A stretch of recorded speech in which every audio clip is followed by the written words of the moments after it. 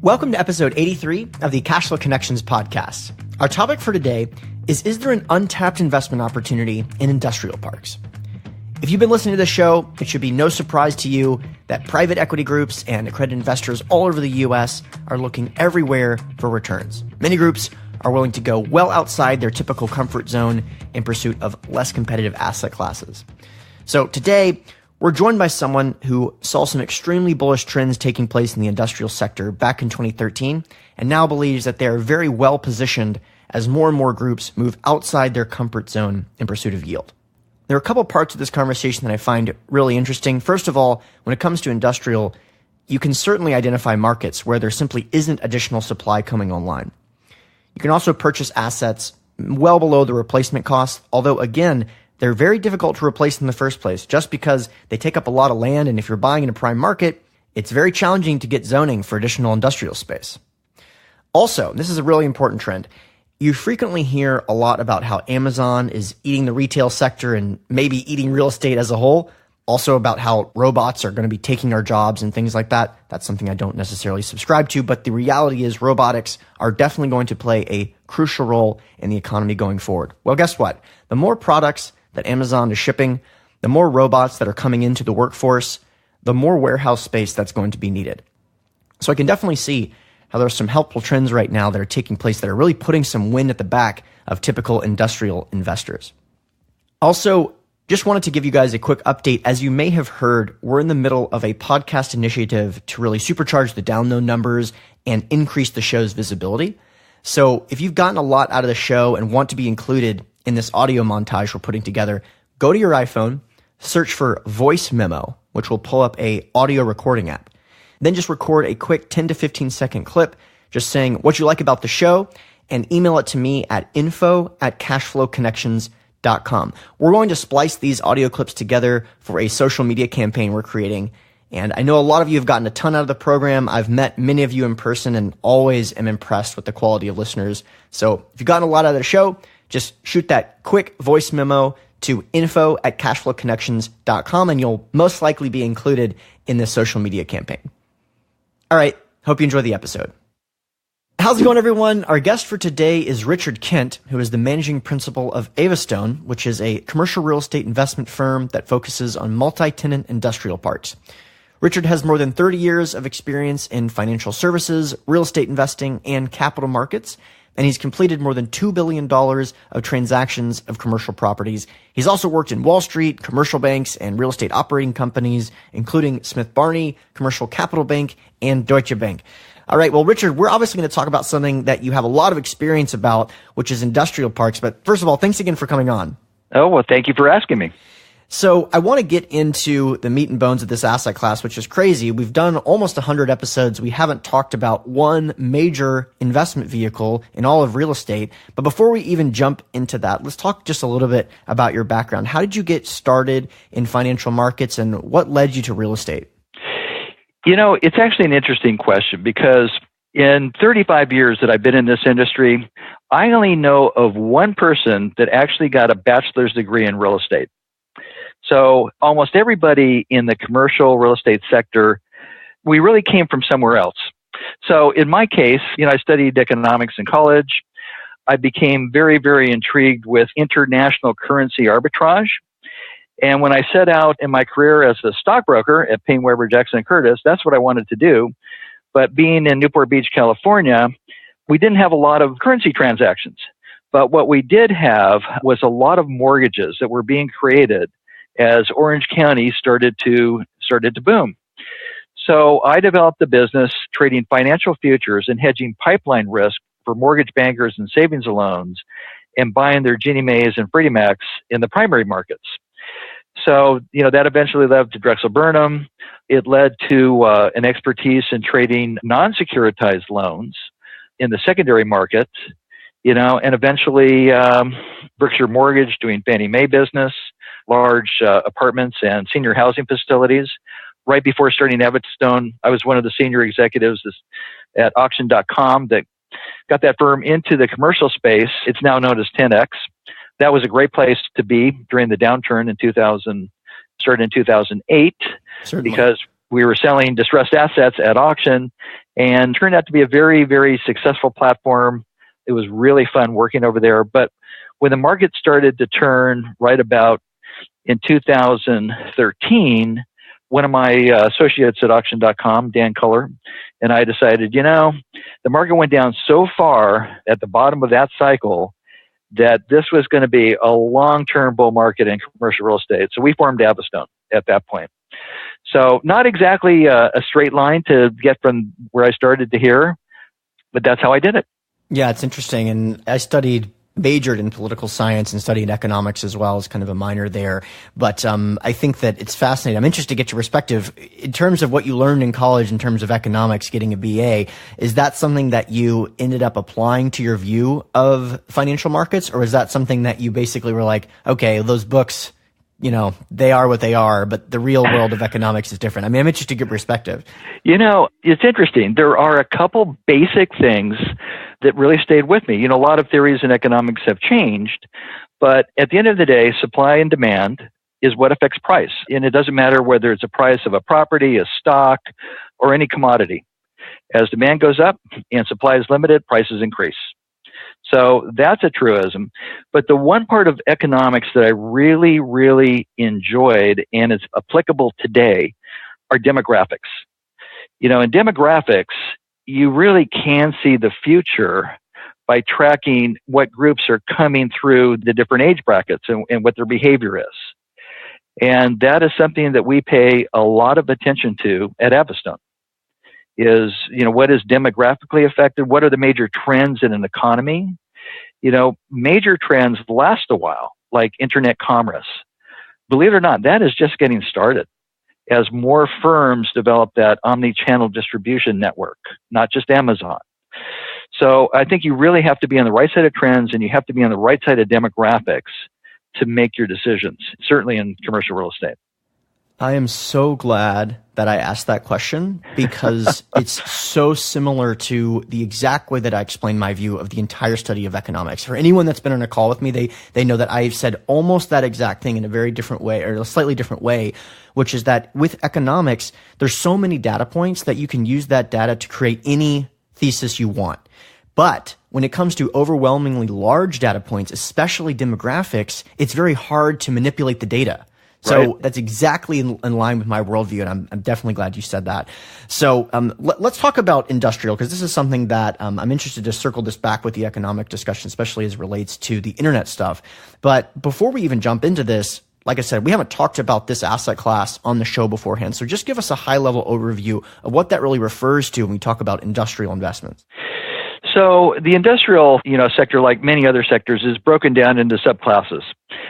When most people talk about industrial, certainly in the real estate community and from an economic standpoint, when they talk about industrial, they're talking about big warehouse industrial. We call them the big bomber boxes because a big bomber would fit in one. Amazon, Costco, FedEx, those are really the major players in pure industrial, which is warehouse. It could be cross docks, for loading, off freight trains onto trucks. We play in the sector called flex industrial, and we all know that in our local communities. Those are the business parks where, in the front are businesses, single story, concrete tilt up, lots of land. In the front are the business offices. You go around in the back and you'll see the roll-up docks and the roll-up garages. So there's flexibility between how much office space you want and how much warehousing space you need. So we just concentrate on flex industrial as opposed to, the big warehouse industrial. Okay. And there's a lot of, we became involved in this asset class about 5 years ago. Before it was one of the darlings of commercial real estate, we kind of saw that trend early. And the reason why we liked it is that, number one, they're not building any more flex industrial parks. And the reason why they're not is that they take a lot of land. And if you buy them correct and you buy them in infill locations in major metropolitan areas, which we do, just try to find 20 acres of land along a major highway that would be available for this type of property. If you found it and you could afford it, you would never build a single-story flex industrial park you would go vertical in multifamily or something, but you would not build this type of asset. So everything we buy is typically at maybe 60% of replacement cost, even if you could replace it today. So the other thing is that because they're not building any more of it, you go into these major markets like Atlanta, Tampa, Dallas, and the vacancy factor is very low. I mean, you're looking at maybe 5 to 7% vacancy. Where are the tenants going to move to when their leases come up? So we tend to have very, very sticky tenants in this type of asset. Okay. Yeah, that's very interesting. And I'm obviously very interested in the tenant base as well. So I guess now that we kind of have a framework in terms of what you find compelling about the asset class and that you're positioned in the flex industrial space, give us an idea of a typical purchase that you may be interested, your typical bread and butter that would make you be like, okay, this is we're definitely interested in doing due diligence on this particular asset. Well, what we look for, and again, we used to call this the secret sauce, but it's not so secret anymore. We've told a lot of people, number one, you want to go into major metropolitan markets. We like to call them NFL cities, although, sometimes they don't have an NFL team. I mean, my hometown of San Diego does not have an NFL team anymore. Sorry about that. I'm in LA, so I know what happened there. Yeah, we're not over it yet. But in any case, so major metropolitan area that has a lot of different economic drivers. So when you look at a market we really like, such as Atlanta, outside of maybe Dallas and New York City, there are more Fortune 100 and 500 companies in Atlanta than anywhere in the country. So that economy is flying on certainly more than one engine, two engines, three engines, four engines. That's really important. The second thing is you want to go into submarkets that are exhibiting greater absorption in this property type than other submarkets in that area, because that tells you where the money is moving to in terms of flex industrial.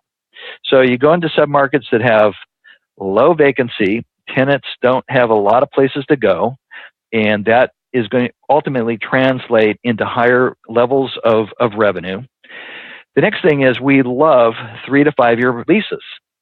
A lot of people say, oh, you don't have long-term leases. Well, when you go into really tight markets that no new construction, no new competition, that is how you add value to the property, is as those leases come due, you're able to gently raise rates because, again, the tenants don't have a lot of options to move. So we really like that. Below replacement cost, if you could buy commercial assets at below the replacement cost, it's the wind at your back, ultimately. We look at other asset classes, and, I happen to like multifamily, but in so many markets, multifamily, it's going up all over the place because it trades above its replacement cost. So again, if you're going in below replacement cost, that's a good thing. We also will only buy projects that meet our requirements of yield and return. Now, we have a balanced approach.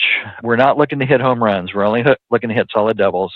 We'd like to be able to pay our investors at least a 7% cash-on-cash distribution yield from day one based on current income. No smoke and mirrors. We like that in place right from the get-go. And by just gently raising rents over a horizon, we look to get about a mid-teen internal rate of return. So again, if you're going in at least a 7 to 8% cash on cash, and you're able to increase NOI maybe 4% a year, you start to add those things together, and you can see how you start to get into a mid-teen return. That's what we try to do.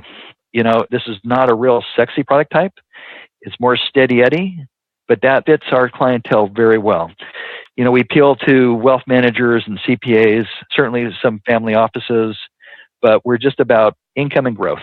Certainly. I mean, the combination of those two. And I think that with that calculation there, you'll probably end up with about a 50-50 split between in-place cash flow and a value-add appreciation through those rental incomes. And I think that that's a pretty reasonable way to go about accomplishing that goal, because when you have that 50-50 split, you have that good combination of the predictability of outcome through the cash flow and then also the value add upside through those rental growths, which is not necessarily going to take place, but it's, based on inflation and stuff like that, based on the supply demand disequilibrium you talked about briefly, it's a reasonable expectation. So definitely understand that there. So in terms of cap rates, what would you say that most of the markets, at least in the assets that you're looking in, where do they trade at right now?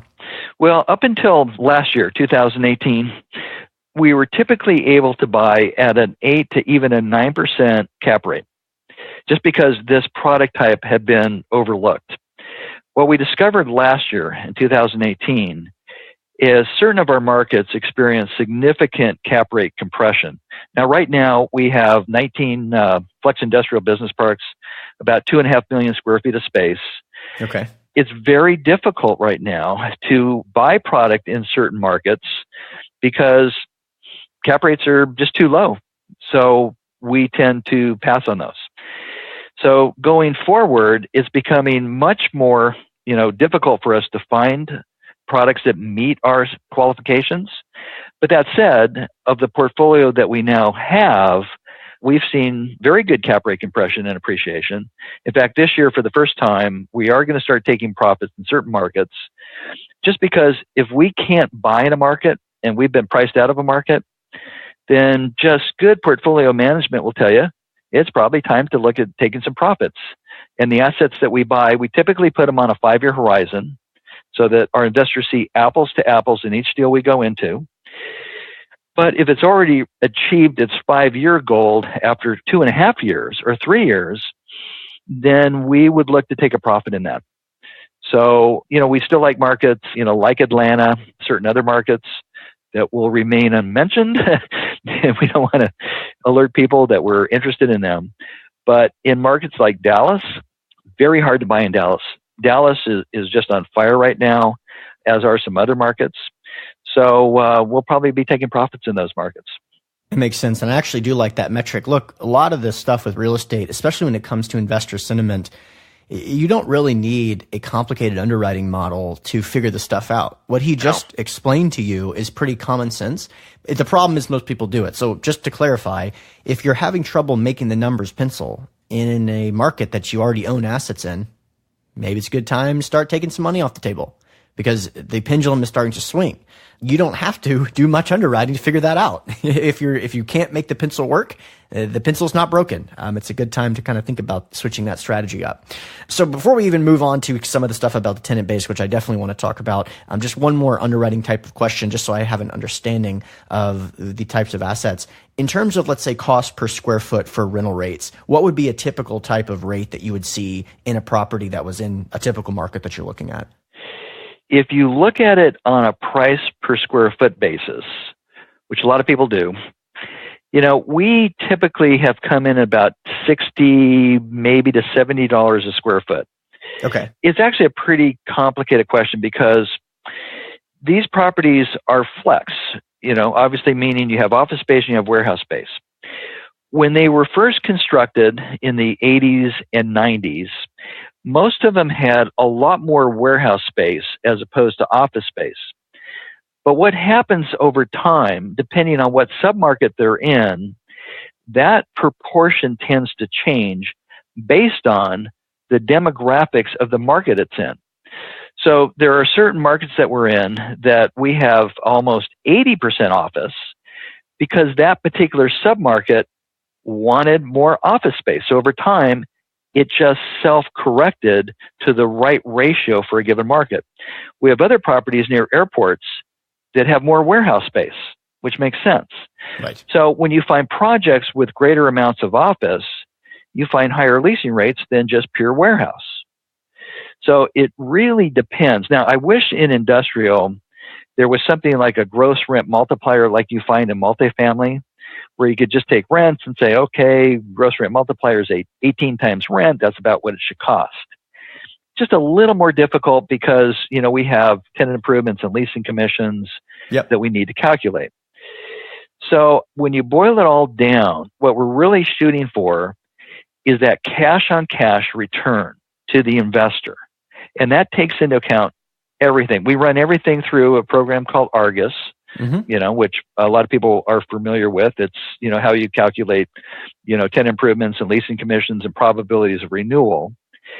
But, we're very conservative in our assumptions. But at the very bottom line, we want to make sure that our cash on cash is conservative. We want to underpromise, overdeliver. It also takes into account what financing rates are. Obviously, the lower the financing rate, well, the more cash on cash or the higher price you could pay for an asset. So again, we're driven by the bottom line of positive cash flow to our investors with, again, maybe an internal rate of return anywhere from maybe 12 to maybe 16%.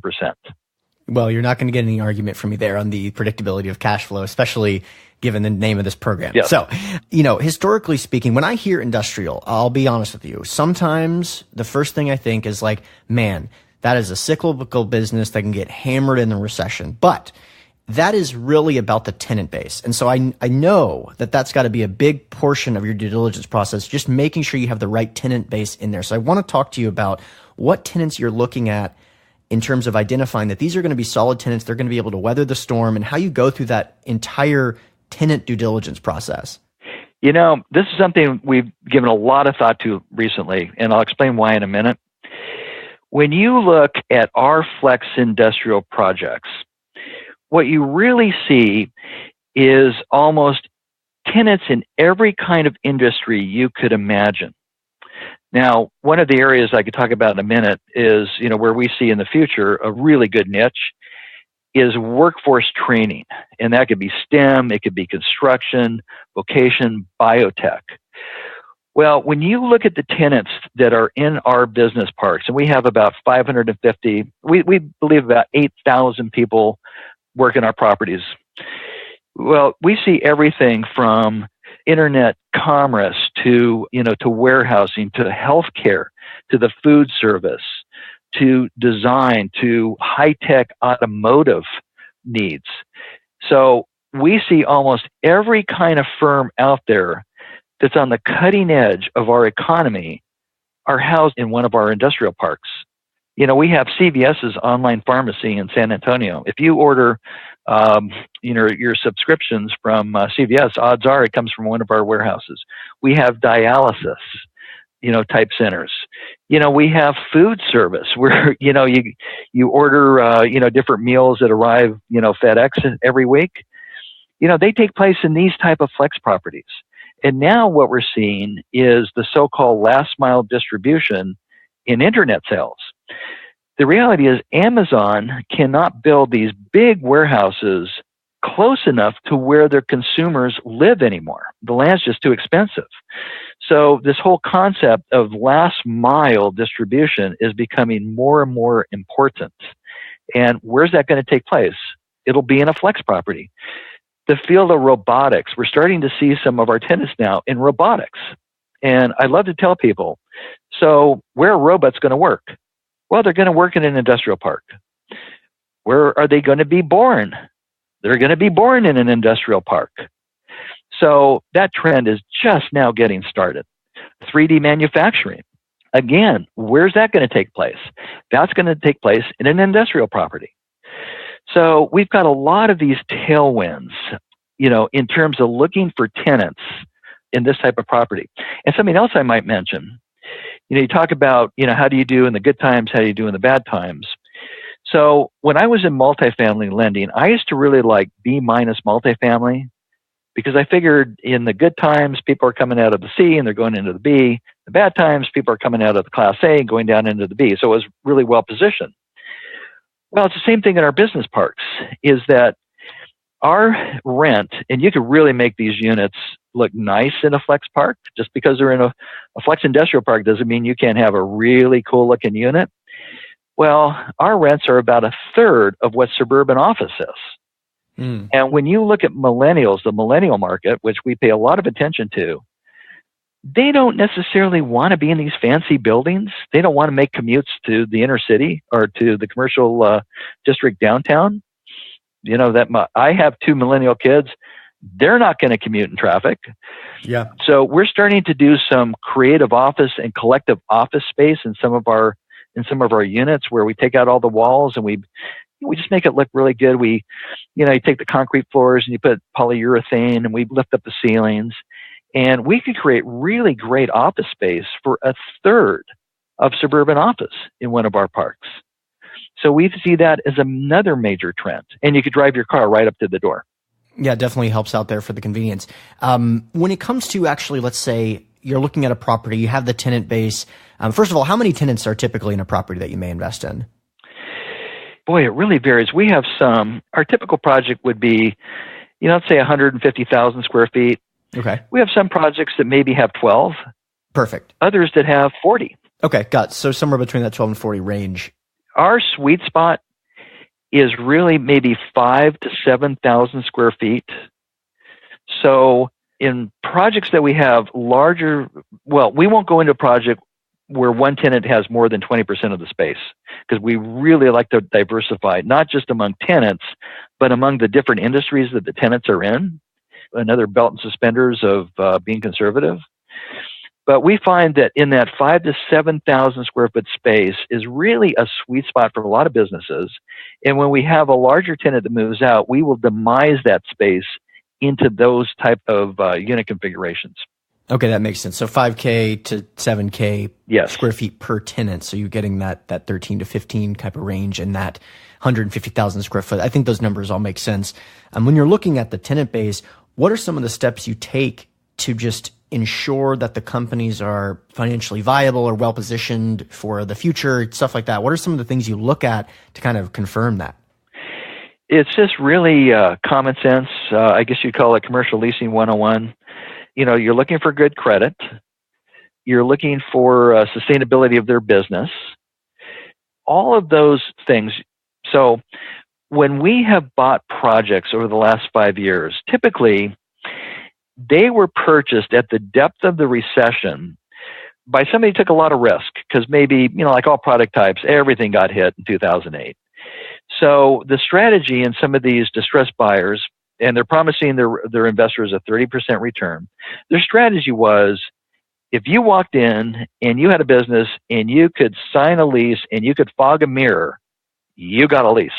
Right. That was their strategy. Just fill it up.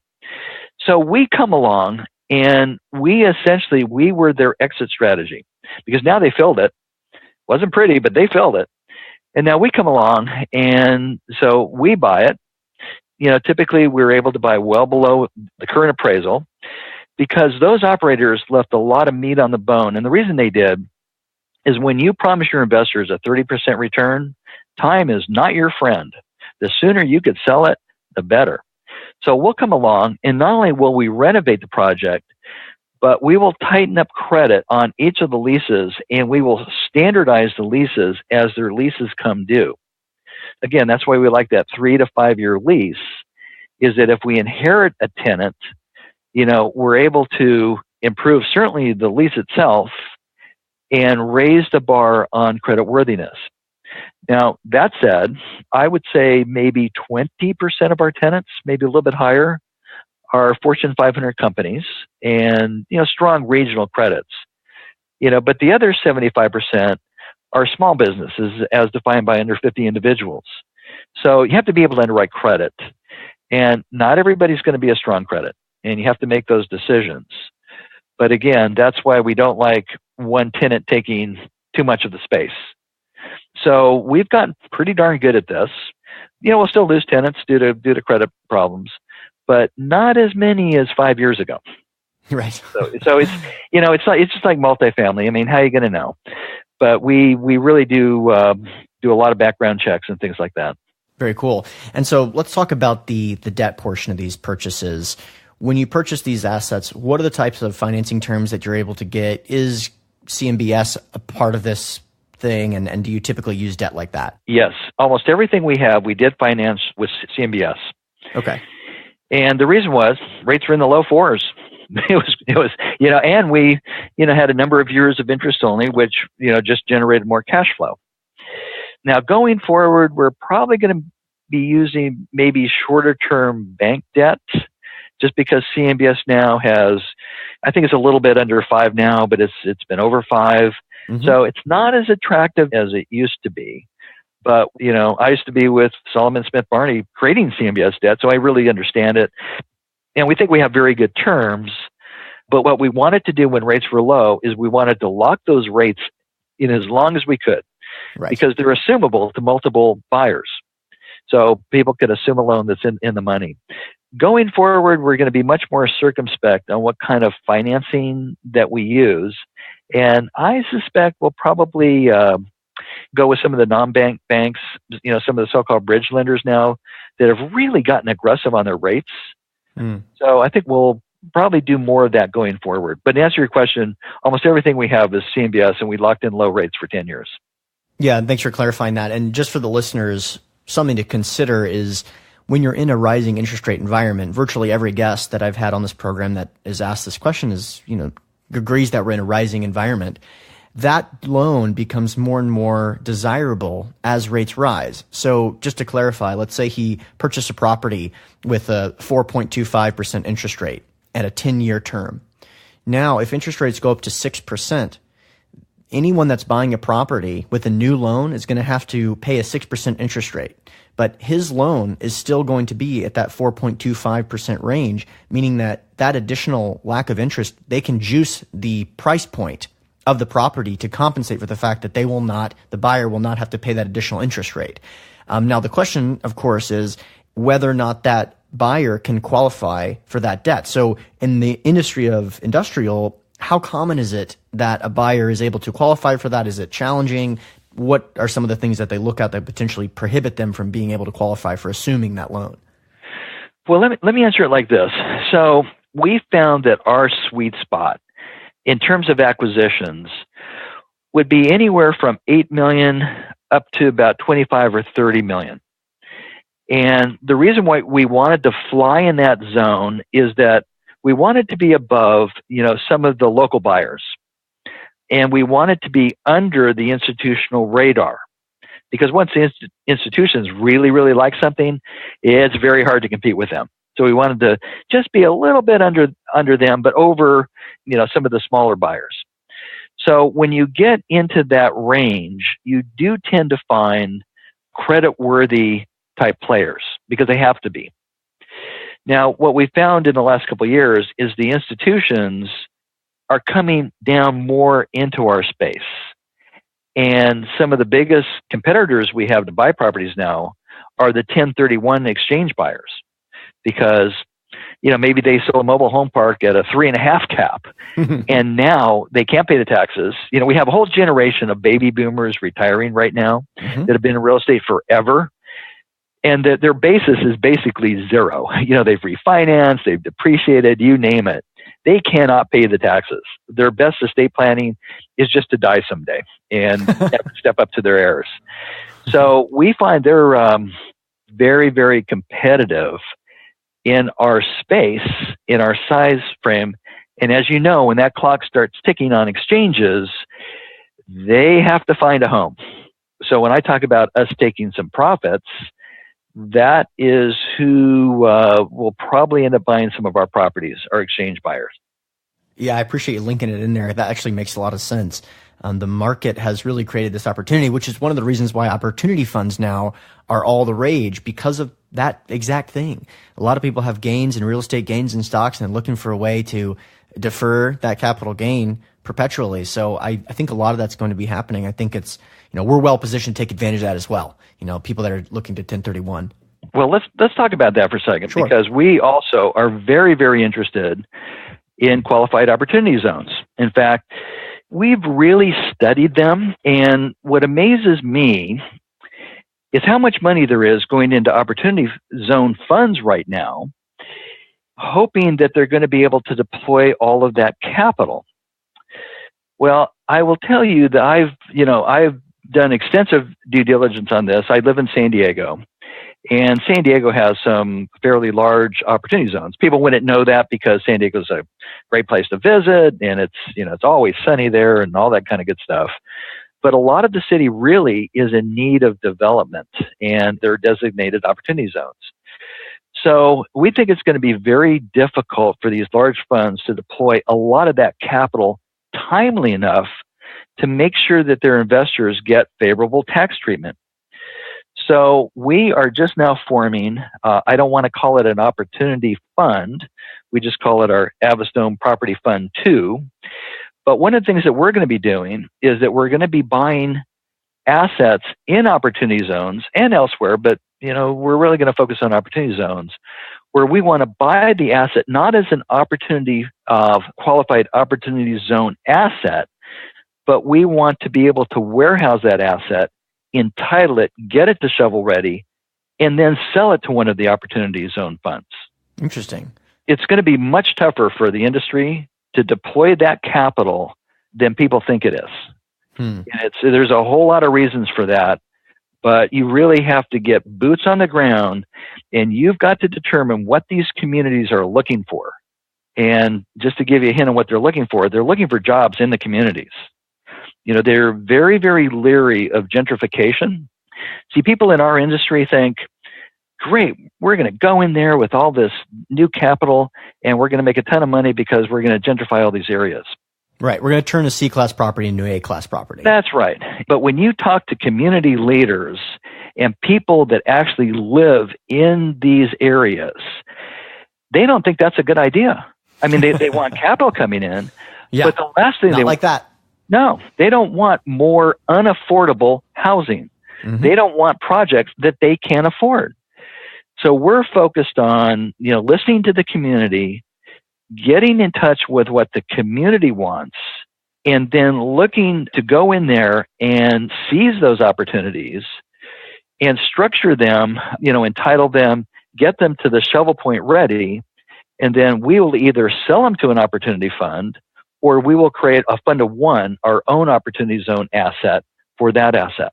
So again, we have a new fund coming out. That's one of the big priorities, is to get in there and warehouse some of these opportunities. In 2 years, I think that there's so much money being raised at these big opportunity funds. I don't know how they're going to deploy the capital. I think they're just going to overpay for things. So we want to be strategically We'll find a way into these. Oh, they will. But we want to get there first, and we will get there first. And we want to be selling into that kind of market in a couple of years. Very interesting. I appreciate you sharing that because it's something that I hadn't really considered. It's not my wheelhouse because of the value add that's necessary to make the numbers pencil or whatever. We focus more on cash flow than those types of deals. But that's a really interesting perspective because there has been it's all the rage right now. And they're not taking the consideration that those changes may have to get approved by the city. Many cases do. Oh, they will. Everyone's Absolutely. question right now is how do we find more affordable housing? Well, I'll tell you, it's not converting C-class into A-class. So no. Well, one of the areas that we like, again, is workforce training.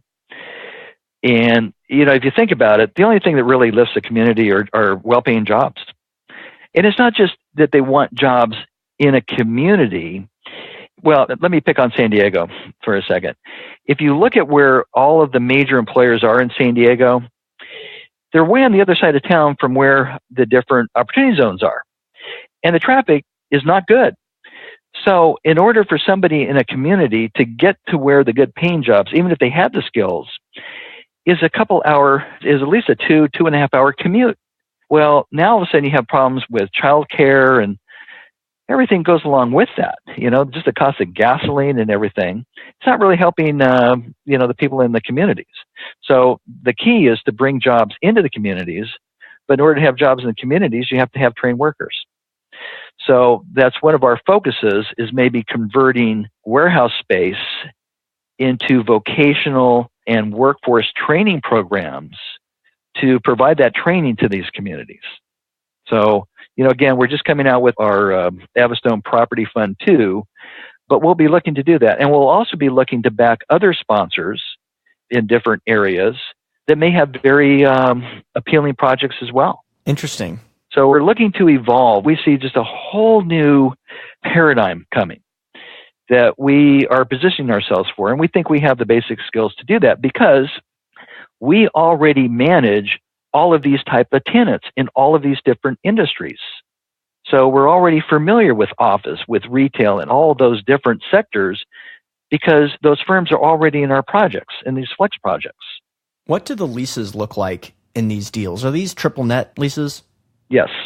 When people hear triple net, I think that they get the impression that it's extremely hands-off. There's no management, basically. You may have a property manager that sits on site. You may not. The tenants take care of themselves. Do you see that as being the case? And is there some way to add value based on management alone in these types of properties? Well, the answer to the latter is yes. And I wish it were true. Here are the keys, and we'll see in 3 years. No, our type projects are very management intense. That's why in the major markets we're in, we have our own boots on the ground that are doing the property management. Yes, the tenants pay for it in their triple net lease, but you really have to be, it's just like multifamily, you really have to know who wants to expand, who may be leaving, who has a birthday, who is having a baby. You really have to really get in touch with your clients. And this is a reason why institutions have, until recently, not been a big player in the flex industrial space, because it is really hands-on. And they don't want to have to get the expertise to learn how to do that. So, okay, let me ask it this way then, because that's interesting. What would be an example of a property where you would see the property and you could very clearly, you can understand quickly that it's being managed very poorly? I mean, other than the really obvious examples of the fact that it's not being taken care of, but like what would be a management expertise that your firm would be able to bring to the table that like a mom and pop owner or some kind of competitor is not doing appropriately? Well, what we tend to find is the projects that we buy, from sellers who have owned it for a number of years. Number one, since they haven't built these projects since the 80s or 90s, you need to look at the roof. Typically, one of the big, the first signs of trouble that you see, we interview every single tenant in a property before we buy it. Yep. Or we try to, but certainly a significant portion. So tenants will tell you, they'll say, the roof leaks. Well, that's not good. Maybe the driveways are cracked. Maybe there's really bad signage. So there's so many things you could do to improve these properties, which is what we do. But that's what we tend to look for. So, once a seller has owned one of these projects for a while, and now they're faced with putting in some serious, millions of dollars of CapEx, they just oftentimes just choose to sell it. They just don't want to do it because they don't feel like they're going to get reimbursed for that. So that's kind of what we look for, is where we could bring a project just up to our standards and have a positive impact on rental rates by just doing the roof, the driveways, the landscaping, and the signage. So those would be the factors that we look for in every single property that we buy. What would you say would be a major risk of the asset class, or like something that keeps you up at night in terms of something that may go wrong with your properties, or someone that you can buy a property and later find out you made a big mistake? What would be the reason for that mistake? What would be that risk? Well, the thing that I think we all worry about to some degree, not really so much anymore, but, we've been through 2008. That was a 100-year storm in commercial real estate. And almost any property type you were in really took a beating. So, we always ask ourselves, is there anything out there that looks like 2008? That would be really, really bad. I mean, there's just really not a good way you could protect yourself against that. And we just don't see that right now. So sometimes when people ask me what I worry about the most in our space is that I really don't know what to be worried about. And that may sound a little glib, but I don't see internet decreasing. I don't see robotics decreasing. I don't see 3D manufacture decreasing. I do see, people migrating from really expensive suburban office into these flex parks. But to answer your question, a real economic calamity is bad for all asset classes. And I think we all should be cognizant of that. So what do you do to protect yourself? Again, buy below replacement. Make sure you're in a multi-tenant project where you don't have any big concentrations of square foot. Make sure you're in a project where the tenants are in multiple industries, because maybe one industry is suffering, but another industry is coming on strong. And just try to mitigate risk at every step of the way, diversify out your risk, and buy below replacement cost. Awesome. I appreciate you sharing that. I know it's kind of scary to think about those 2008 types of situations. All right. Well, and I'd add something else too. Yeah, go ahead. Everything we buy these days, we concentrate on debt coverage. Yeah. Having a lot of debt coverage. Everything we buy is typically over 2-to-1 debt coverage. Our lender only needs 1.4%, but we have started to delever. The more strong the economies become, we see that as a time to kind of tighten up a little bit. Don't get swept away into the hysteria in the market.